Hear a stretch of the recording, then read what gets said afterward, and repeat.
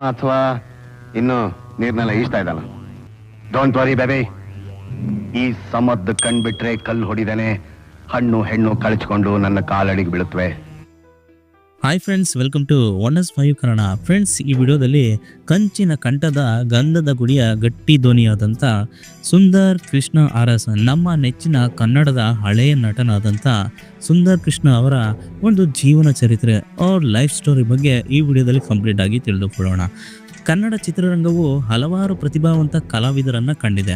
ತಮ್ಮ ವಿಶಿಷ್ಟ ಅಭಿನಯ, ಗಂಭೀರವಾದ ಧ್ವನಿ ಮತ್ತು ಖಳನಾಯಕನ ಪಾತ್ರಗಳಿಗೆ ಜೀವ ತುಂಬುವ ಮೂಲಕ ಚಂದನವನದಲ್ಲಿ ತಮ್ಮದೇ ಆದ ಛಾಪು ಮೂಡಿಸಿದವರಲ್ಲಿ ಸುಂದರ್ ಕೃಷ್ಣ ಅರಸ್ ಪ್ರಮುಖರು. ನಟರಾಗಿ, ನಿರ್ದೇಶಕರಾಗಿ, ನಿರ್ಮಾಪಕರಾಗಿ ಮತ್ತು ಕಂಠದಾನ ಕಲಾವಿದರಾಗಿ ಅವರು ಚಿತ್ರರಂಗಕ್ಕೆ ನೀಡಿದ ಕೊಡುಗೆ ಅಪಾರ. ಇವರ ಆರಂಭಿಕ ಜೀವನದ ಬಗ್ಗೆ ನೋಡೋದಾದ್ರೆ, ಸುಂದರ್ ಕೃಷ್ಣ ಅರಸ್ ಅವರು 1941ರಲ್ಲಿ ಚಾಮರಾಜನಗರ ಜಿಲ್ಲೆಯ ಉತ್ತವಳ್ಳಿಯಲ್ಲಿ ಜನಿಸ್ತಾರೆ. ಯಳಂದೂರಿನಲ್ಲಿ ಪ್ರೌಢಶಾಲಾ ಶಿಕ್ಷಣವನ್ನು ಪೂರ್ಣಗೊಳಿಸಿದ ನಂತರ ಉನ್ನತ ವ್ಯಾಸಂಗಕ್ಕಾಗಿ ಮೈಸೂರಿಗೆ ತೆರಳಿ ಅಲ್ಲಿನ ಪ್ರಸಿದ್ಧ ಮರಿಮಲ್ಲಪ್ಪ ಕಾಲೇಜಿನಲ್ಲಿ BCom ಪದವಿಯನ್ನು ಪಡೆದರು. ನಂತರ ಕಾಲೇಜು ದಿನಗಳಿಂದಲೇ ಅವರಿಗೆ ನಾಟಕ ಮತ್ತು ಅಭಿನಯದ ಬಗ್ಗೆ ಅಪಾರ ಆಸಕ್ತಿ ಇತ್ತು. ಓದಿನ ಜೊತೆಗೆ ನಾಟಕಗಳಲ್ಲಿ ಸಕ್ರಿಯವಾಗಿ ಭಾಗವಹಿಸುತ್ತಿದ್ದ ಅವರು ಭವಿಷ್ಯದಲ್ಲಿ ಚಿತ್ರರಂಗದಲ್ಲಿ ಏನಾದರೂ ಸಾಧಿಸಬೇಕೆಂಬ ಕನಸನ್ನು ಕಂಡಿದ್ರು ಸುಂದರ್ ಕೃಷ್ಣ ಅರಸ್ರವರು.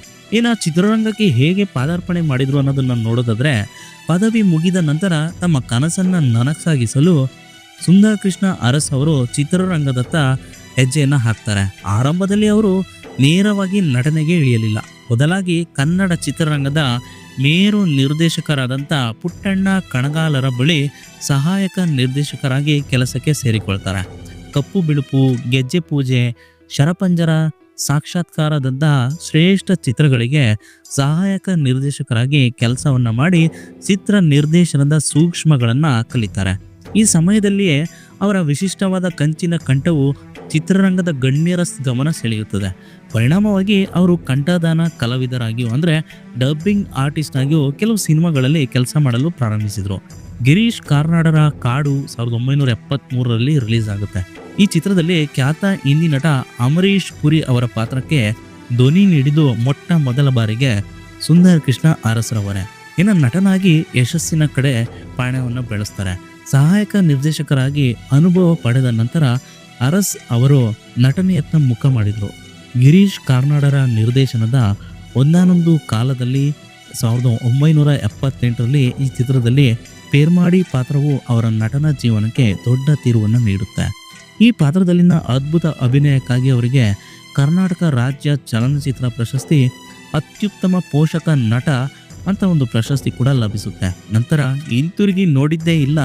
ತಮ್ಮ ಅಭಿನಯ, ವ್ಯಕ್ತಿತ್ವ ಮತ್ತು ಖಡಕ್ ಧ್ವನಿಯಿಂದಾಗಿ ಅವರ ಖಳನಾಯಕನ ಪಾತ್ರಗಳಿಗೆ ಹೇಳಿ ಅವರು ಮಾಡಿಸಿದಂತಿದ್ರು. ಅಂತ ಸೀತಾರಾಮು, ಗುರು ಶಿಷ್ಯರು, ಇಬ್ಬನಿ ಕರಗಿತು, ಗಂಡ ಬೇರುಂಡ, ಕೂಲಿ ಹೆಬ್ಬುಲಿ ಸೇರಿದಂತೆ 150ಕ್ಕೂ ಹೆಚ್ಚು ಚಿತ್ರಗಳಲ್ಲಿ ಡಾಕ್ಟರ್ ರಾಜ್ಕುಮಾರ್, ವಿಷ್ಣುವರ್ಧನ್, ಅಂಬರೀಷ್, ಅನಂತ್ನಾಗ್ ಅವರಂಥ ದಿಗ್ಗಜರ ಎದುರು ಖಳನಾಯಕನಾಗಿ, ಪೋಷಕ ನಟನಾಗಿ ಅಬ್ಬರಿಸಿದರು. ಕೇವಲ ಖಳನಾಯಕನಾಗಿ ಮಾತ್ರವಲ್ಲದೆ ಹಲವು ವಿಭಿನ್ನ ಪಾತ್ರಗಳಲ್ಲಿಯೂ ಅವರು ಸೈನಿಸಿಕೊಂಡಿದ್ದರು. ನಂತರ ನಟನಾಗಿ ಮಾತ್ರವಲ್ಲದೆ ನಿರ್ದೇಶಕರಾಗಿಯೂ ಕೂಡ ಸುಂದರ್ ಕೃಷ್ಣ ಅರಸರವರು ಮುಂದುವರಿತಾರೆ. ನಟನೆಯ ಜೊತೆಗೆ ನಿರ್ದೇಶನದಲ್ಲೂ ಅರಸ್ ತಮ್ಮ ಪ್ರತಿಭೆಯನ್ನು ಮೆರೀತಾರೆ. ಸಂಜ್ಞಾ, ಬಾಳ್ಯ, ಚಕ್ರ ಮತ್ತು ಸೂಪರ್ನೋವಾ 459 ನಂತ ಚಿತ್ರಗಳನ್ನು ನಿರ್ದೇಶಿಸಿದ್ದಾರೆ. ನಟನೆಯ ಒತ್ತಡದ ನಡುವೆಯೂ ನಿರ್ದೇಶನದಲ್ಲಿ ತಮ್ಮದೇ ಆದ ಶೈಲಿಯನ್ನು ರೂಪಿಸಿಕೊಂಡಿದ್ರು.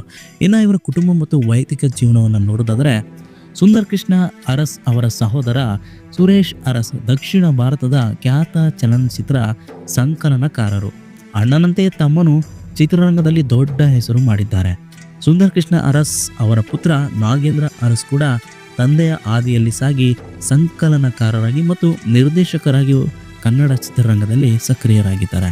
ಇನ್ನು ಸುಂದರ್ ಕೃಷ್ಣ ಅರಸ್ರವರು ಕನ್ನಡದಲ್ಲಿ ಅನೇಕ ಚಿತ್ರಗಳಲ್ಲೂ ಕೂಡ ನಟಿಸಿದ್ದಾರೆ. ಇನ್ನು ಇವರ ಕರುಣಾಜನಕ ಅಂತ್ಯವನ್ನು ನೋಡೋದಾದರೆ, ಕನ್ನಡ ಚಿತ್ರರಂಗದಲ್ಲಿ ಯಶಸ್ಸಿನ ಉತ್ತುಂಗದಲ್ಲಿದ್ದಾಗಲೇ ಸುಂದರ್ ಕೃಷ್ಣ ಅರಸ್ ಅವರು ಅಕಾಲಿಕ ಮರಣಕ್ಕೆ ತುತ್ತಾಗ್ತಾರೆ. ಅದು 1993ರ ಸಮಯ. ಶಶಿಕುಮಾರ್ ಮತ್ತು ಸುಧಾರಾಣಿ ಅಭಿನಯದ ಸ್ವಾತಿ ಚಿತ್ರದ ಕ್ಲೈಮ್ಯಾಕ್ಸ್ ಚಿತ್ರೀಕರಣ ನಡೀತಾ ಇರ್ತದೆ. ಆ ಸಮಯದಲ್ಲಿ ಸುಂದರ್ ಕೃಷ್ಣ ಅರಸ್ರವರಿಗೆ ತೀವ್ರವಾದ ಟೈಫಾಯ್ಡ್ ಜ್ವರವಿರುತ್ತೆ.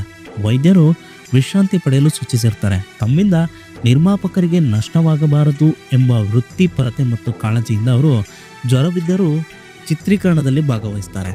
ಚಿತ್ರೀಕರಣ ಮುಗಿಸಿ ಬಂದ ನಂತರ ಅವರ ಆರೋಗ್ಯ ಮತ್ತಷ್ಟು ಹದಗೆಡುತ್ತೆ.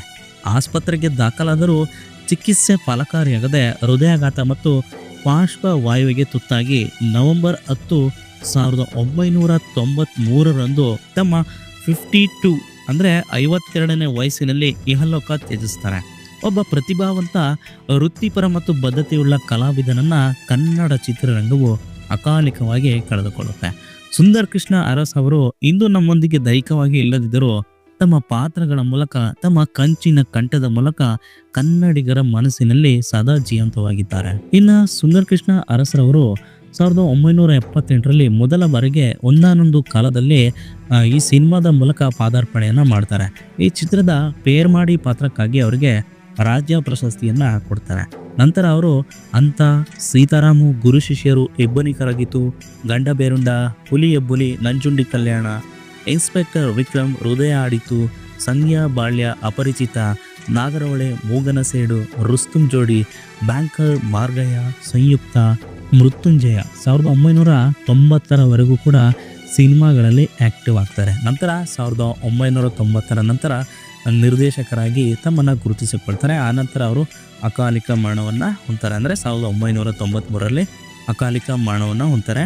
ಇವುಗಳಲ್ಲದೆ ಅವರು ತಮಿಳಿನ ಪುನ್ನಗೈ ಮನ್ನನ್ ಚಿತ್ರದಲ್ಲಿಯೂ ಕೂಡ ಕಮಲ್ ಹಾಸನ್ ಅವರೊಂದಿಗೆ ಸಿನಿಮಾದಲ್ಲಿ ನಟಿಸಿದ್ದಾರೆ. ಇಂಥ ಒಬ್ಬ ಮೇರು ನಟ ಕೆಲವೇ ಸಿನಿಮಾಗಳಲ್ಲಿ ನಟಿಸಿ ಕನ್ನಡ ಚಿತ್ರರಂಗದಿಂದ ಕಣ್ಮರೆ ಆಗ್ತಾರೆ. ಯಾಕಂದರೆ ಆಗಿನ ಕಾಲದಲ್ಲಿ ಇವರ ವಾಯ್ಸ್ ಮತ್ತು ಇವರು ಆ ನಗುತ್ತಿದ್ದ ನಗುಗೆ ಅಷ್ಟೇ ಜನ ಫ್ಯಾನ್ ಫಿದಾ ಕೂಡ ಓಕೆ ಸ್ನೇಹಿತರೆ, ಈ ವಿಡಿಯೋ ಇಷ್ಟ ಆದರೆ ವಿಡಿಯೋವನ್ನು ಲೈಕ್ ಮಾಡಿ, ಹಾಗೆ ಶೇರ್ ಮಾಡಿ.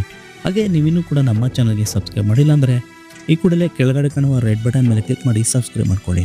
ಹಾಗೆ ಹೊಸ ವಿಡಿಯೋಗಳ ನೋಟಿಫಿಕೇಶನ್ಗಾಗಿ ಪಕ್ಕದಲ್ಲಿರುವ ಬೆಲ್ ಐಕಾನ್ ಮೇಲೆ ಕ್ಲಿಕ್ ಮಾಡಿ ಆಲ್ ವಿಡಿಯೋಸ್ ಎಂದು ಸೆಲೆಕ್ಟ್ ಮಾಡಿ. Thanks for watching video.